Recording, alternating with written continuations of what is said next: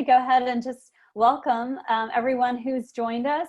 For those of you who don't know me, I'm Laura Kosoloff-Wright. I'm the Communications Manager at the Wiregrass Museum of Art, and we're so glad you've chosen to spend your evening with us for this first ever virtual artist talk with Beverly West Leach. And we hope these artist talks will be the first of many virtual events with artists, talks, workshops, webinars, all kinds of things as we reimagine ways to connect artists with our community here in the Wiregrass in this new world that we live in. And we're really excited that you've chosen to spend your evening with us again, and we hope that you enjoy it. I think it's going to be a lot of fun. If you've ever spent some time with Beverly, you'll know that she's a very bubbly and entertaining person. So I think it'll be a great evening.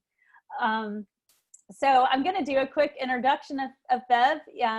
If you've known Bev, you might not know all of these things about her. So before we get started here with Bev's presentation, I'd just like to tell you a little bit about her.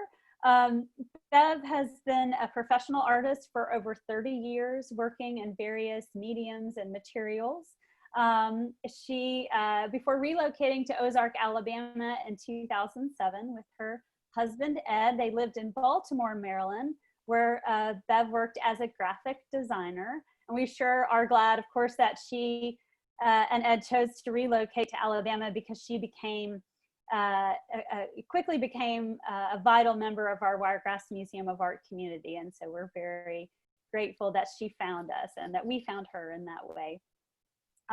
She currently bridges that past experience of her life in Baltimore and growing up in upstate New York with her life here in Alabama, with her skills as a trained painter and printmaker at Troy University, where she is a lecturer of art and design. This is your life, Beverly. Her work has been exhibited throughout the United States in juried exhibitions, solo and group exhibitions alike. Her work is part of several corporate collections, as well as the Baltimore Museum of Art, Prints, and Drawings collection. In addition to her artistic pursuits, Beverly is an enthusiastic beekeeper. And if you have seen her current exhibition at the museum, that is evident in her work. There's a lot of bee imagery and honeycombs throughout many of the pieces there. She is also an avid traveler when the world is not gripped in a global pandemic and she's stuck at home. And so I'm sure she's really looking forward to getting back to doing that one day because themes from her travel are also evident in her work. Many of you might remember Bev's first solo exhibition at WMA in 2013, which was called I've Seen It at Sadie's. And for those of you who don't know what Sadie's is, it's a local flea market, infamous flea market, I guess.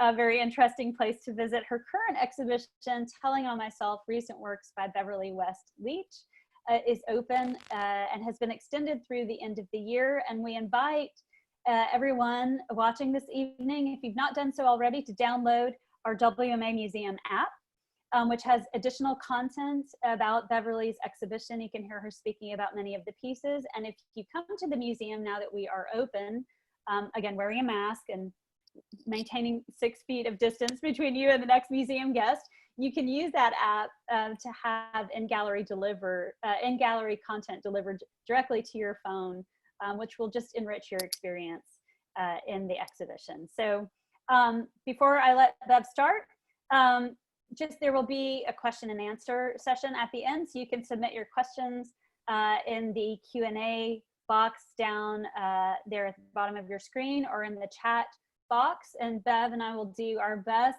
to get to those questions at the end. And just bear with us again, this is a brand new experience for us, and I think it'll go well. But so with that, I give you all Beverly West Leach.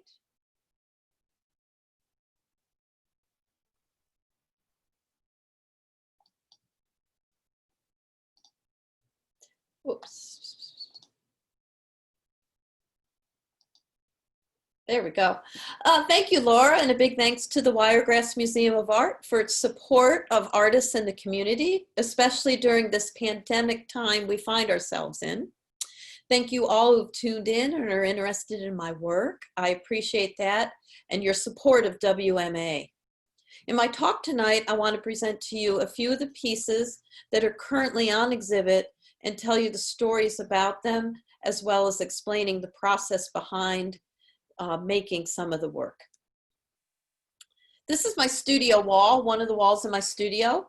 Part of my process is saving clippings, images, looking at art, sorting through my collection of different things, odds and ends, looking for combinations that look right together and making connections to ideas I have at that moment.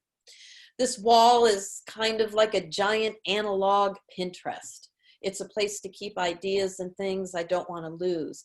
And way up in the top corner is a small newspaper reproduction of Paul Gauguin's 1897 post-impressionist painting, Where Do We Come From? What Are We? Where Are We Going? These are primal questions which resonate with me more and more as I age.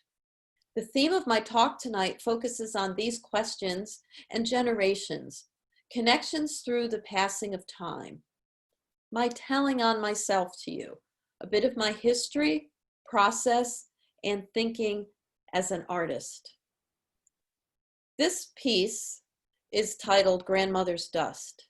It's a piece that chronicles my family history through the objects and pictures used. Many of the knickknacks belong to my grandmothers and my mom. Some are objects I grew up with.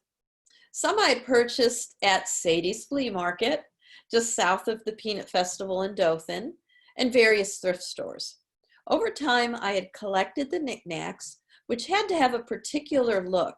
The use of color and surface quality was a consideration in selecting what to use. I was looking for an overall unity through color when assembling all the different parts. They, like all the objects I use in my work, are selected objects. They correspond to my imagination, my point of view, my memory. I think of assembling these elements as painting with objects. There are compositional concerns I have as I work. You might notice an underlying grid structure in this particular piece and how the objects are placed. The background is painted in collaged paper doilies that you might use like on a cake plate. And I chose a 4-foot by 8-foot plywood door for its scale and durability. So this door becomes the canvas.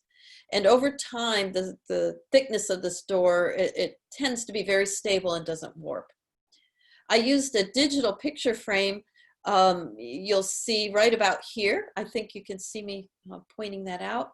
And this digital picture frame cycles through pictures, adding an element of time and motion. It's a documented history. These are pictures of my grandmothers. The one here is of 4 generations with me as a newborn and my great-grandmother. My mom's there. And these images represent my past. And there are paid pictures also of my present, tables full of knickknacks at Sadie's and pictures of magnolias that represent where I am now. This is a little close-up so you can get a better idea of the surface and the objects themselves. This piece, Grandmother's Dust, is a timeline of my life.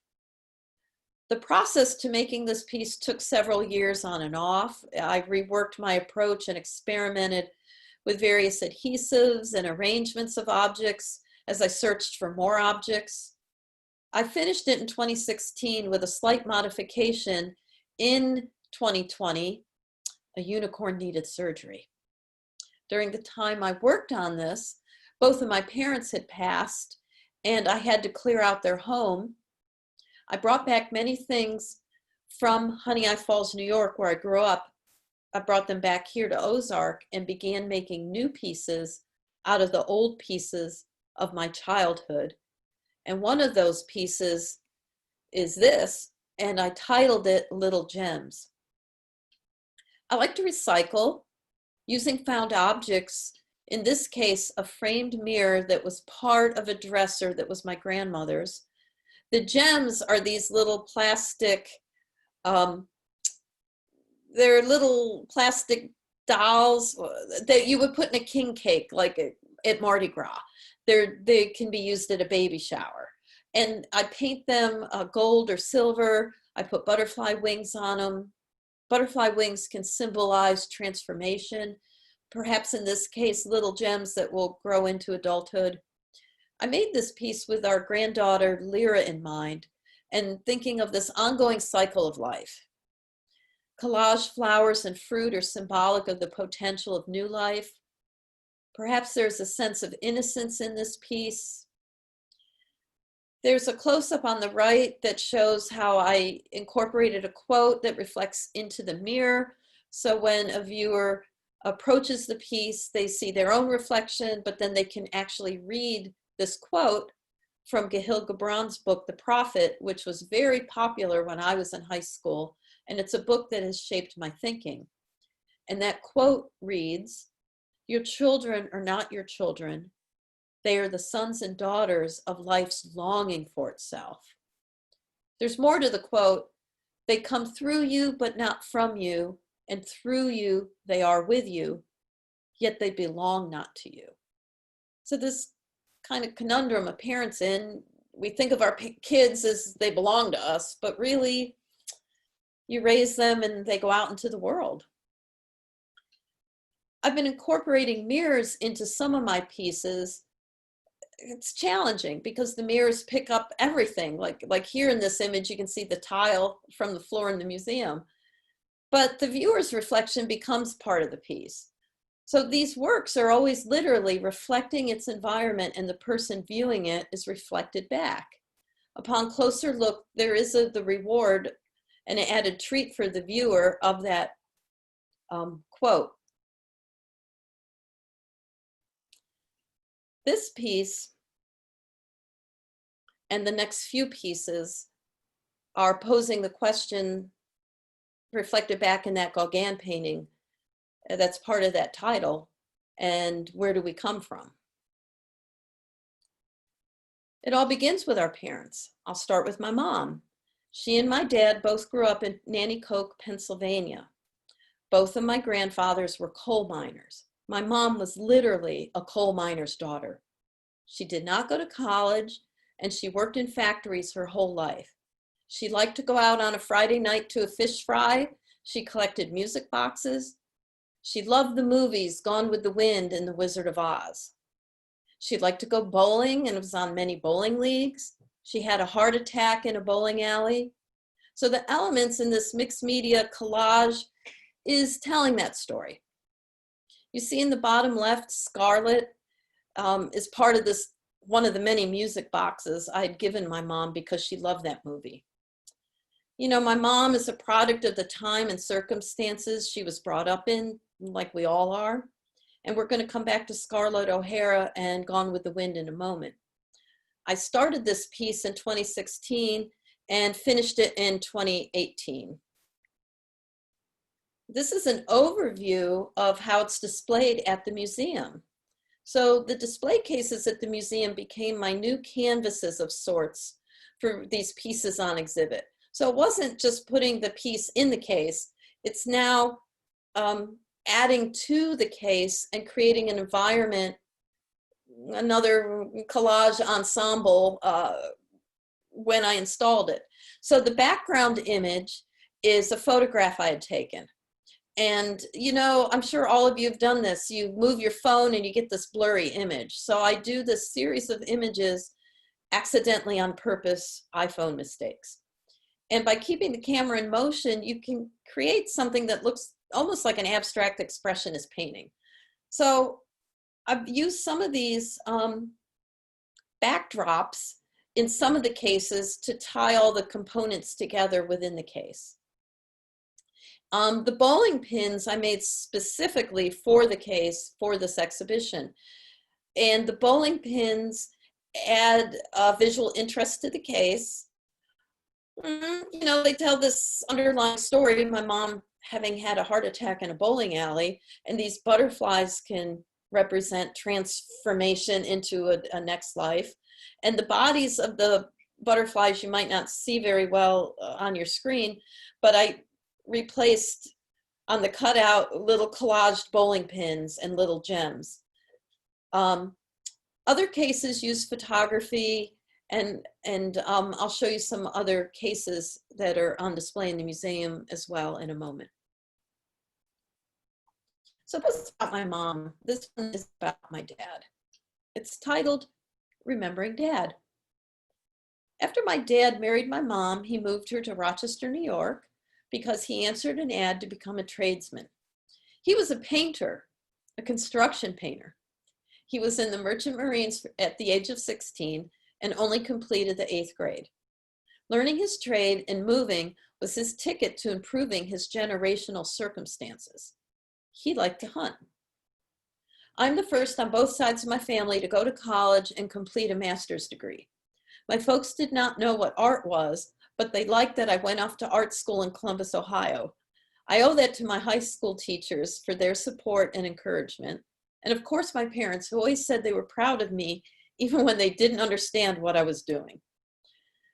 The painting and collage itself is on a repurposed old kitchen cupboard door.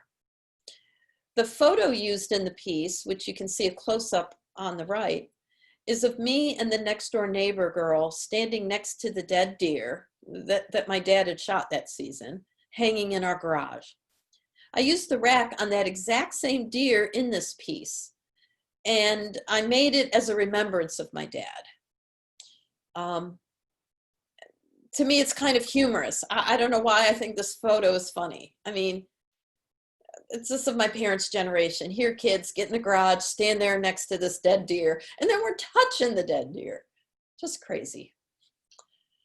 So this work of Grandmother's Dust, Mom, and Remembering Dad, they're all a glimpse into my past, where I came from. So what are we? Or what am I? One of the ways I see myself is an environmentalist. Without clean air, water, healthy soil, and a healthy ecosystem, how will we survive?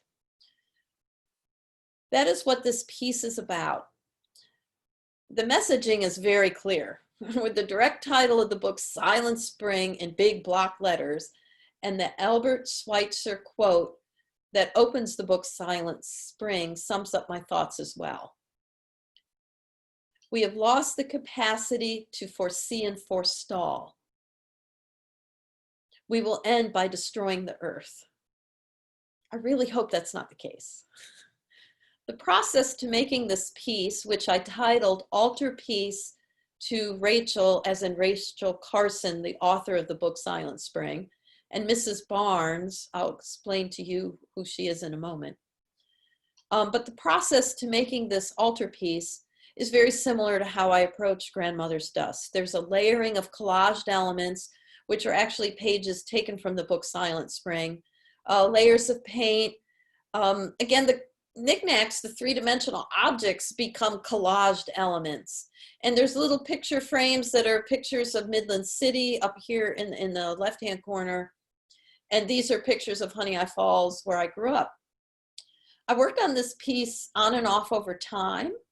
I started collecting the ceramic birds without any real fixed goal in my mind. And I had this vague idea about making something about the book Silent Spring. The title Silent Spring references the fact that when DDT was heavily used and Rachel Carson would walk in the woods, she would notice a diminishing sound in the woods, fewer and fewer songbirds. So toxic poisons and their connection to nature and our own health, we need to be aware of. I recommend everyone read the book Silent Spring. And I do remember that very first Earth Day in 1970 at my grade school. I was 10 years old, and we planted a tree. This overall idea of an altarpiece, well, through collecting knickknacks, I started to get attracted to praying hands. There's this little girl in the top, she's praying. And the preciousness of an altarpiece, the concept to make a connection to an altarpiece stems from many influences. I've traveled to European cathedrals. I've seen firsthand many works of elaborate art, and this idea of a respect to Mother Earth. The idea slowly seeped into my thinking on how to express the reverence for Earth. And in all those medieval altarpieces I've seen in different museums and in cathedrals, none of them used recycled cat food cans and glass rocks from the dollar store for a gold encrusted frame. So I like this idea of repurposing just the throwaway objects into making what looks fairly precious to me. And here's a close-up. And now I want to talk about Mrs. Barnes. In a small gold frame towards the top center of this altarpiece for Rachel and Mrs. Barnes is an editorial from our local newspaper in Ozark, the Southern Star. It was written by Mr. Barnes from Midland City, expressing his frustration of the aerial spraying of cotton defoliant that was drifting onto his property. So they have to spray a defoliant on the cotton plants before the combines go through and harvest the cotton. Mr. Barnes' wife died of cancer, and I saved this clipping because it made an impact on me. In very common everyday terms, he's expressing frustration that he's written letters to his state representatives, Congress people, senators, and he's really just trying to get them to use these high top sprayers instead of aerial spraying to try to keep the poison closer to the plant. And, you know, there was no real proof that Mrs. Barnes died of cancer because of the overhead spraying.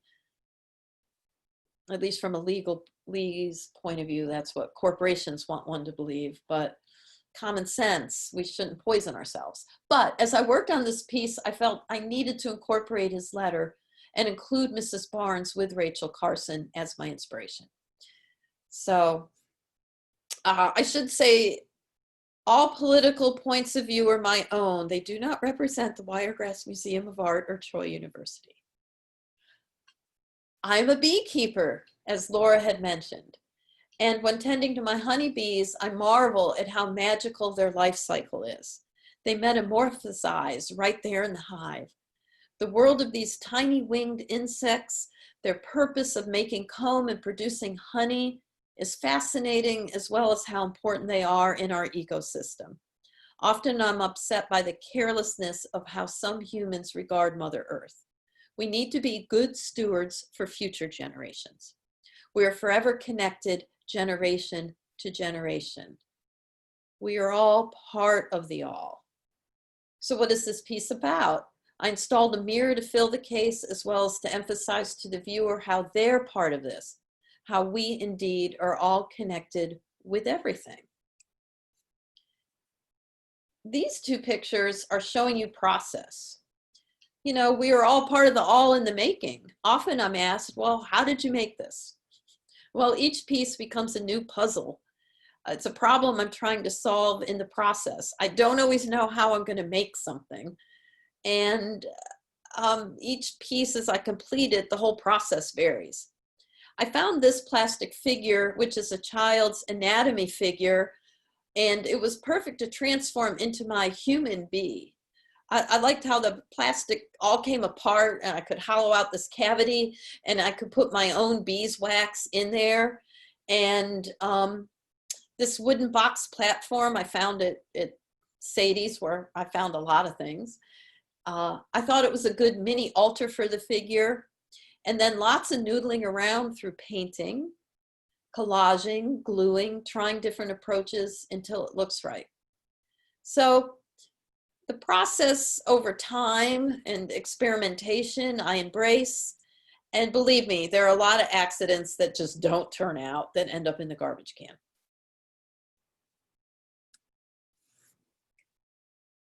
Well, where am I now? I'm a Northerner living in the South now. And this is the case overview. In this case, there are 3 pieces that are all related about my coming to live in the South. The background image, the large image, is a photograph I had taken specifically to put in this case.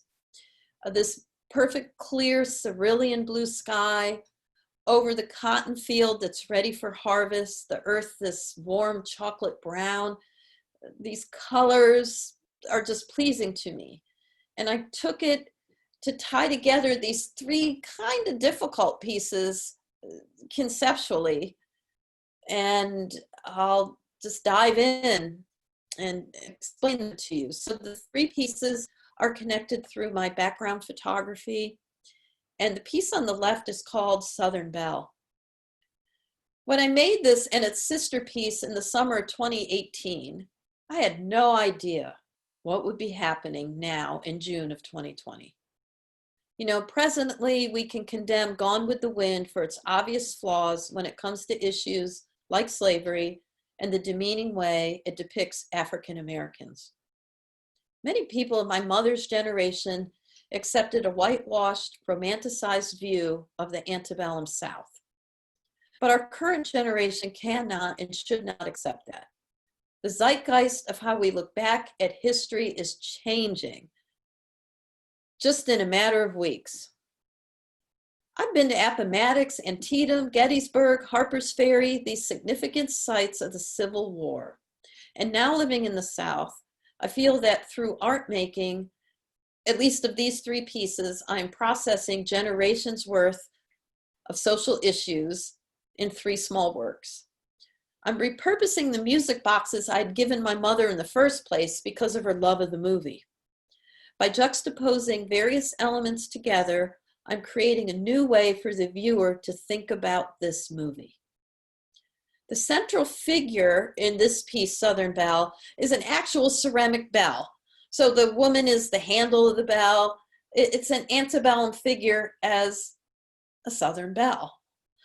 And I painted her dressed black to take away her colorful female adornments.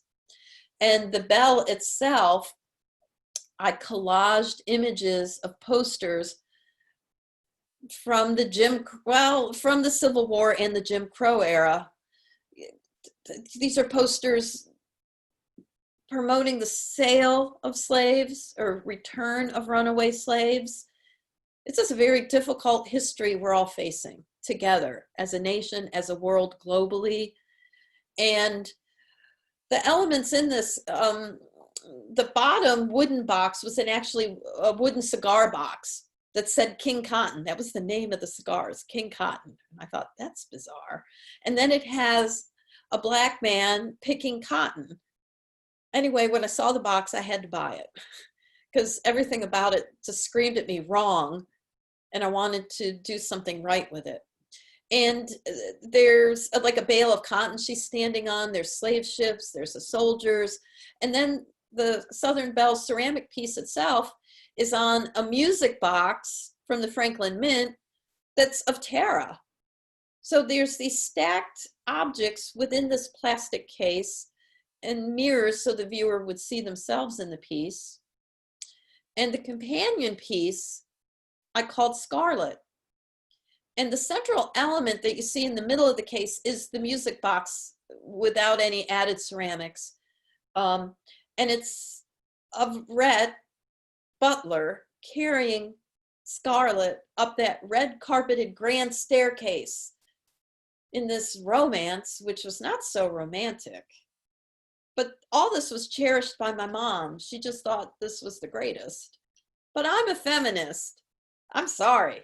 I have a big problem with this movie other than racial stereotypes.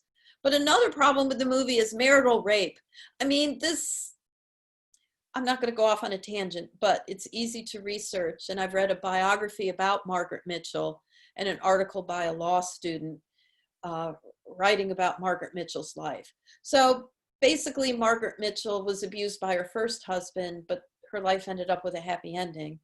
But the feminist in me can see that Rhett Butler is scum, but part of me is a little sympathetic to Scarlet. Not because she trades in slaves and all those difficult things, but she's a product of her time, and she was a strong woman who comes into her own and takes care of herself in the end. She uses her wits to get through and survive the outcome of the Civil War. even though she's a terribly flawed person. But all these things are products of their time. I'm not justifying it. I'm not saying I like Gone with the Wind. It's very, very, very problematic. These are two close-ups. Most of the collaged paper pieces come from a set of encyclopedias I had as a kid. The three-dimensional elements of the plastic Civil War soldiers and ships are things I found online. So when I get an idea, I actually start to look for the elements and start to tie things together through color, like painting Scarlett's dress black or the Southern Belle black. And, you know, in my encyclopedia as a kid, this would be, they were all hand illustrated. And this chart, when you see data charted out and you think of the hundreds of years of slavery, hundreds of years of segregation, decades of Jim Crow, and this little tiny blip of what we're in now after 1960s civil rights movement, or in our current Black Lives Matter movement, I think history in the end will always write itself. That's where I'm going with all this. All these elements I felt were needed to complete the history I was thinking about in my own personal commentary. There's a quote I want to share with you by the African-American artist who's based in Los Angeles. Her name is Betty Saar, and her daughter is also an artist. And Betty Saar works as in assemblage, and she often uses pickaninnies and other very racial stereotypical pieces, but configures them in a way to teach the viewer. And this is what she says of her own work. To me, the trick is to seduce the viewer. If you can get the viewer to look at a work of art, then you might be able to give them some sort of message. So I feel that that is what I'm trying to do, but not in too heavy-handed in a way. I'm trying to use color and textures in a pretty way so you'll stop and look and think. Okay, well, this is about my thinking about religion. And I was brought up as a Westerner, and you know, the Mother Mary, the Virgin Mary, is the main female figure in Christianity and Catholicism. She's the most prominent female figure in Western culture. I was raised Methodist. But somehow in middle school, I started to think about Native American culture, Buddhism a little bit, and this has just always been this undercurrent in my life. So now I'm incorporating imagery and fusing this together in my work. According to Hindu tradition, we are living in the Kali age, the time of a resurgence of the divine feminine spirit. And although this Kali figure is presented in her warrior aspect as a cruel and horrific woman, her lollying red tongue, her necklace of severed heads, Kali is a creator and nurturer, the essence of mother love and feminine energy. So I'm combining these two cultures through these cheap knickknacks. So in my collection of praying hands and those kinds of figures, here on the left in my studio was an idea I was roughly working on when I was thinking, I want to combine Mary and Kali. And then through color, because Kali is always depicted blue. And then in this box that reflects back this infinite, this was from a calendar of fractals. So you got this ongoing eternity box that Kali is residing in. And the case in the museum on the right, you see Kali installed at the museum at the top against this photographic background. And the photograph I took on a trip I took to India in 2017, and it's in Varanasi. Varanasi is a very sacred place to the Hindus, and the city of Varanasi is ancient, and it runs along the Ganges. And at this point, there's a confluence of two rivers where the two directions are happening, flowing of water at once. So the Hindus find that if they, well, this is what the Hindus believe. They believe if you are cremated in Varanasi and your ashes spread in the Ganges, you will receive moksha, which is the breaking of the cycle of life. You will no longer have to be reincarnated. Anyway, that's brief synopsis in my understanding, which is very, very superficial. But within this case, I have two smaller sculptures, and these sculptures are about the 5 elements and the 4 directions. And these would be colors used in the holiday of Holi that the Hindus celebrate in spring. So that's a little sneak into like my process or thinking, and I'll just keep going. All right. So where are we going? The last big question in Gauguin's painting. Well, I'm not sure where I'm going. I hope I'm not going anywhere soon. I guess we're not traveling in the time of COVID, but where are we going in the big picture after this life, right? So the piece on the left is called Nested Heart, and the piece on the right is called Metamorphosis. Symbols in both works relate to change, growth, and moving towards something. Metamorphosis, the smaller piece on the right, you know, we can count on the fact that everything is in flux and is always changing.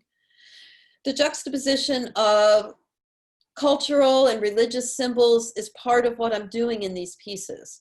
In them, the idea of death is shown, what happens next. Often around our yard here in Ozark, I'll find fallen bird nests, skulls, dead butterflies. I've been collecting praying hands and focusing on the symbolic use of hand gestures. So as these things are in my studio, I start to play around and come across this combination that struck me. Life going through hands in prayer, changing from a thing on one end to a thing on the other end. It just fascinated me. And these Buddhist mudras, this one, the Dharma wheel of teaching, and this is tantric,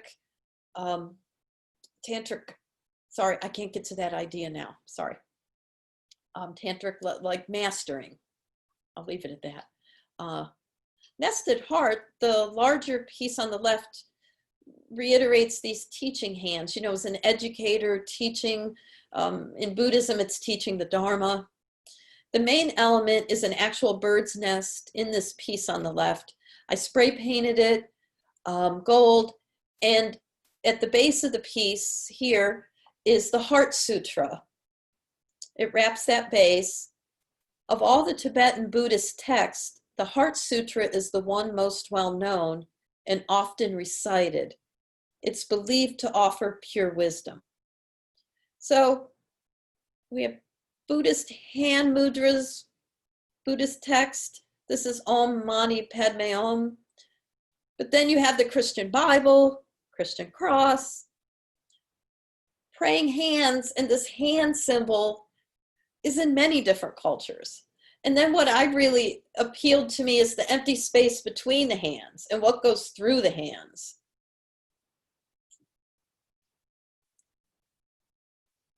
So I'm at a possum trot auction and these praying hands come up, and I'm just like super, super excited for them. So I get these, and they were brown, and I didn't know what to do with them. So then I thought, oh, I want more birds flying through the hands. So what you're seeing here is a continuation of the idea I just presented to you. But now I'm trying to solve problems like, well, where am I going to find the bird? Found the bird on Etsy. It's a starling. A starling with a pheasant skull. You see, I had to get all the proportions right and all the shapes right. And I'd like to put jewels in the eyes because eyes are like mirrors of the soul. And I think it just adds more elements that the viewer can contemplate on. This is just another view so you can see it. It was just the perfect serendipity of finding all the elements. So the sparrow's body that's taxidermied goes right through the hands and the wings, and then this pheasant head. And when everything came, you know, when you're ordering things online and ordering things from Etsy, I'm like, I wonder if all this is going to fit together. It fits together perfectly. So birds soaring through the air, birds stir our soul. They motivate us to rise above earthly connections and concerns, you know, to think about the spiritual realm. Hands in prayer, you know, we're trying to capture something that's fleeting. So this whole series exploring this idea of a next life. Where are we going? How eventually I think I'm headed into the bardo. Loosely, bardo is the state of existence intermediate between two lives on earth. According to Tibetan tradition, after death and before one's next birth, when one's consciousness is not connected to a physical body, one experiences a variety of phenomenon. A Tibetan sky burial is an offering of one's unneeded physical body after the soul has departed, and offering that flesh to become nourishment in the web of life. That's it. This is an overview of the cases at the Wiregrass Museum of Art. I wanted viewers that can't come to Dothan, people that might be viewing at home far away, I wanted you to see how I was using my photography in the background of the cases, sky imagery that connect back to that sky burial idea or birds in flight. And this is the full mirror that is installed in the case for my We Are All Part of the All. So it's kind of problematic to photograph it because then your mirrored image is reflected back. So to end with, we are out of time, figuratively perhaps, and it is the title of this piece. So you're seeing two views of this piece. You know, the planet is our precious home. That pale blue dot, as Carl Sagan had called it, this minuscule mote in an incomprehensibly vast universe, or perhaps is it a multiverse we're part of? The teaching hand mudra, the gears, the clock hands, the babies, all symbols calling for us to join together and become good stewards of one another and our Mother Earth. I think of this piece like a reliquary box. I used a lot of gold and jewel-like materials to emphasize value, richness, the value of our home. You know, before the Gutenberg Bible in the West, images, not words, taught the masses. So the making of these images and objects to share with a viewer is just a way to express many ideas all at once. The message here could be clear, but I like to think, what specific kind of time are we out of?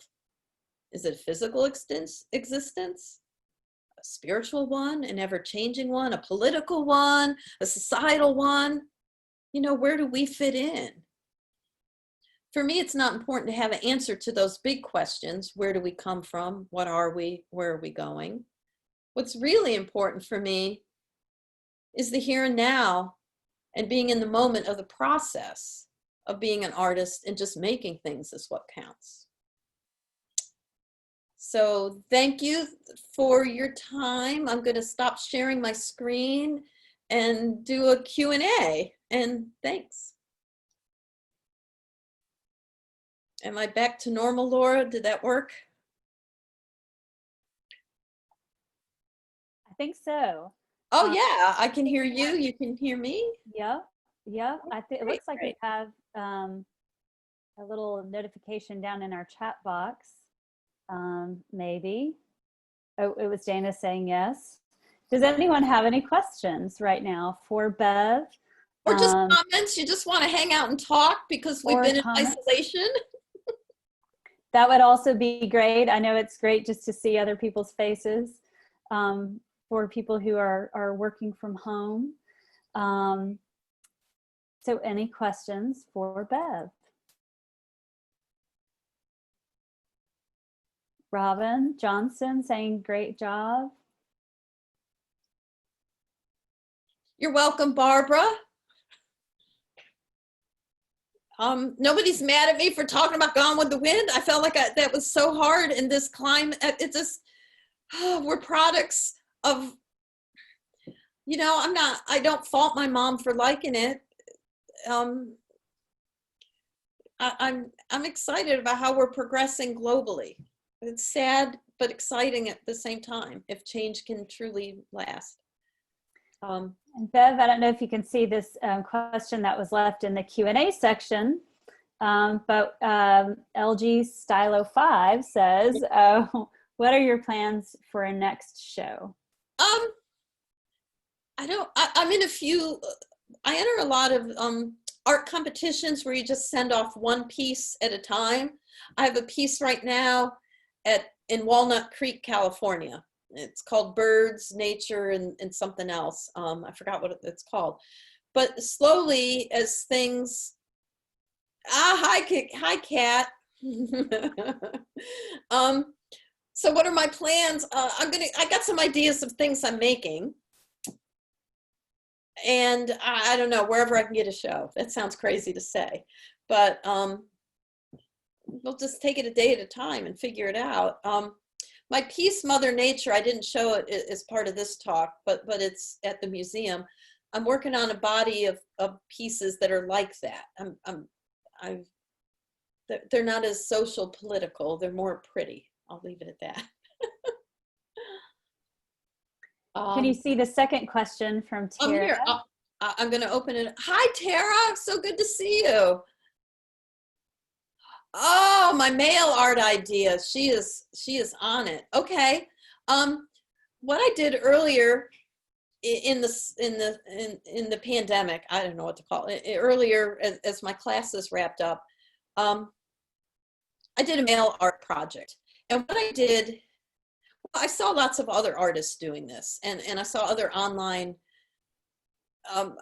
In years past, I have a few friends that are really into mail art, and so what I did is I made a bunch of, they were like 5x6 or 4x6 postcards, and they were the same collage over and over again. So I Xeroxed a bunch of elements. It was a reclining female nude, and the idea of seeds, like rejuvenation or not rebirth, but cycle of life, feminism. I'm looking around my studio if I can find one quickly. I don't know why one's not stuck on my bulletin board, but the point is, I wanted to exchange art with other artists and do something fun to support the post office. Okay. Yeah. Y'all contact your representatives and make sure you're registered to vote. That's my last PSA about that. But I'm worried that people who are concerned for their health don't want to go stand in a long line. So I'm worried about making sure we can vote by mail. So y'all take care of that. So the thing with the mail art project was I bought a bunch of stamps, and I feel like I'm supporting the post office. I like snail mail. I like slow things. Yeah, I like technology. I'm not a Luddite. However, I just thought it'd be fun, and I'd get fun mail. And back to that, Tara, I think people owe me some things in the mail. I got 2 things back from 2 students so far. I sent 35. Anyway, I had a great response. Well, anyway, I'm going to do mail art round 2, and it's going to be about voting. But Tara, I'm so excited that you tuned in. Tara Caddy is a ceramic artist, and I admire her work greatly. She has a giant ceramic mural that's in the Education Center at the Montgomery Museum of Fine Arts. So I hope I get to see some of you in person eventually. Let's see. Wow, there's all kinds of questions. Yeah, I just tuned in. Genevieve, can you see it? I don't know. I think our attendees can see the questions as well, but but I'll state it that Genevieve was saying that she loved the incorporation of nature throughout your work and loved the Indian piece. And what else has your Indian travels inspired artistically? Yeah, I love her question, and India has inspired me ever since high school. You know, when you think of all the 60s, trippy, psychedelic stuff, the Beatles, all that kind of thing. And I feel that how this trip to India and just Indian culture is inspiring me through color and symbol. But I think as a human, it's opened up my mind to seeing the interconnection of all the world religions. You know, a lot of times we see difference not only through race or sex, gender, but through religion. And if we saw how we're more common than apart, there'd be more harmony. There'd be more respect. People wouldn't get shot in the back. We'd all know we bleed red, and we'd all help each other instead of fight each other. I know, hippy drippy stuff.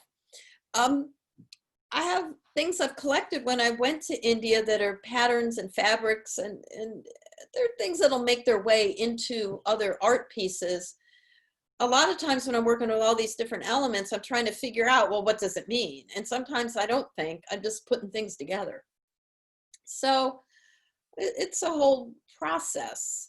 And of all the places I've been, this will sound crazy, you know, I've had privilege. I'm getting more comfortable with saying that I have privilege, because at first I wasn't so comfortable with that. But yeah, I have a lot of privilege. And of all the places I've traveled, India is definitely a place I want to go back to. I hope to do that once we can all get back to traveling again. Let's see. Oh, Collins, I hope you come back and re-exhibit the exhibition in a new context. Hey, people, you can all email me, message me anytime you want. Maria Sykes, what peer artists are inspiring your work right now? Any artists of color specifically? You know, I am so happy you asked me that. And I think in the climate we're living in now, with a different kind of awareness about racial relations and how we're going to speak to race. I mentioned the artist Betty Saar. Her last name is spelled S-A-A-R. And she's in her 90s, but she's still alive in Los Angeles. And her daughter is an artist.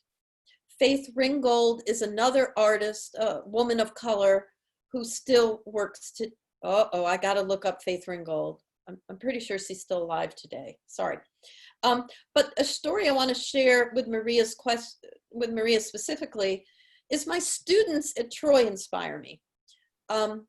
Within the Department of Art and Design, it's mostly female students, students of color, and then male students. So that would be the kind of demographic breakdown of people, students in our department. But this one particular student I had this semester in a advanced level course called Collaborative Studio, where you come up with a concept and all the artwork the students make is tied through concept. And the concept I had was metamorphosis. And this student came up with the concept of generational curses. She's an African-American student. And how does she break generational curses, starting with slavery? And we had some amazing conversations in our class. We also went to the Equal Justice Initiative Museum that Brian Stevenson founded that's in Montgomery. All people everywhere in the United States should come to Montgomery and go to that museum. You would totally understand history and the dialogue going on now. I'm getting goosebumps telling you this. And I don't mean goosebumps like happy goosebumps. They're difficult. And if you go to the memorial to all the victims of lynching during Jim Crow South era, all across the United States, and you physically see this, you will so get it. So to answer your question, I think what's resonating with me is the trials and tribulation of people of color, slavery, American colonialism in particular, that the whole world is grappling with. And if we just teach history really as it happened, not glorified and not prettied up, I think we'll make headway. And that's the kind of world I want my granddaughter to live in. I want more equality and more fairness. Oh, sorry, soapbox, I'll stop. But Maria, that was super great question. And haha, Tara, I saw, yeah, I did, yeah. Anyway, any other questions, comments? There are artists that influence me, too many to name and go on and on and on and on. And there are artists here in Alabama. Well, I mentioned the Reverend Howard Finster and Paradise Garden that's up in northern Georgia, but a lot of self-taught artists that just do it out of passion. Maybe artists that, like Howard Finster, that do it to teach. He was a preacher. And artists that are just doing it to do it. So I like a lot of environmental art and these self-taught art places you can go visit. Anyway, I don't know. I'm sorry, I got a little wound up, but that's me. Plus, I miss being around people after all. I wish we could hear everyone. I think it would be a little chaotic if everyone could speak at once. I do have a quick question, and this is a question that we ask a lot of artists, especially artists who have come from other areas of the country. Do you think you'd be able to make the work that you are making now if you did not live in the South? Oh, no. Or in Ozark, Alabama specifically, yeah, you know, right. how does your environment affect your work? And I think there's some obvious ways that it does, but maybe some less obvious ways that all of us might not have thought of. Yeah, I'm at a different phase in my life. I'm 60. I'm going to live to be 1,000, I hope, or have many lives over and over. I would like to get to remember them if that's the case. And moving physically put me in a space where I have more space to work. When I was raising a family, working the 50, 60-hour work week as a graphic designer, if any of my graphic design students are watching this, it is never a 40-hour work week. So the whole change of lifestyle, living in the country, having space, going to flea markets, having room to collect all this stuff, and having time for ideas to percolate. I think what most artists do is there's a lot of thinking going on and not a whole lot of doing. You know what I mean? It takes time. Or I'll do some things and then I got to set them aside and think about it. I really envy those artists, you know, they have giant lofts and warehouses and yeah. But moving to the South, I think has brought more of a storyteller and that storytelling tradition. There's long, deep roots about storytelling. Also getting to teach. My mind is constantly open and changing, and it's been a time for me to relearn the art history I should have learned that I didn't learn because when I was 20, I couldn't focus like I can at 60. So all of that is this big amalgamation. So I think artist work evolves over time. You know, you look at any artist you study, how their work evolves over time, and the relationship to environment and place, but moment in time, you know, the culture you're brought up in. So I think all that, and just finding community. We have a thriving art community here, and I hope everyone takes advantage of this gem in Dothan, the Wiregrass Museum of Art. I think those are perfect words to end on this evening. Unless anyone has a last minute comment or question, everyone at the Wiregrass Museum of Art, the entire staff, we thank you all so much for registering and for being patient with our foibles and missteps as we navigated this first virtual artist talk, although I think it went really great. Don't you, Bev? Your hey, I got a shout out. Hold it. Hi, Jordan. Hi, Andrew. I'm just looking at everybody that tuned in. My kids are awesome. Watching. I love you. Hi, Holly Myers. I mean, come on, gotta say hi to people. You right? gotta have time for shout outs, definitely. All right, anyway, we'll sign off. It was wonderful. And I just want to say to everyone who's still with us, we have an artist takeover over on Instagram this Thursday.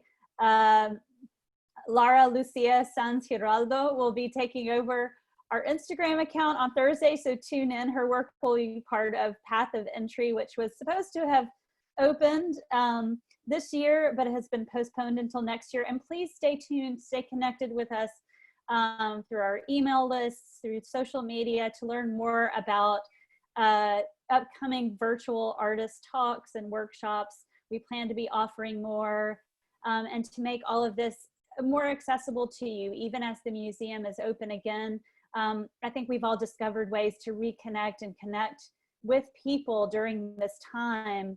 And I think it's just enriched the experience of the museum and appreciating art and getting to know artists especially. So Beverly, thank you so much for your presentation this evening. It was wonderful. Please come see Beverly's show through the end of the year. Download the app, and everyone have a wonderful night. Thanks. Good night.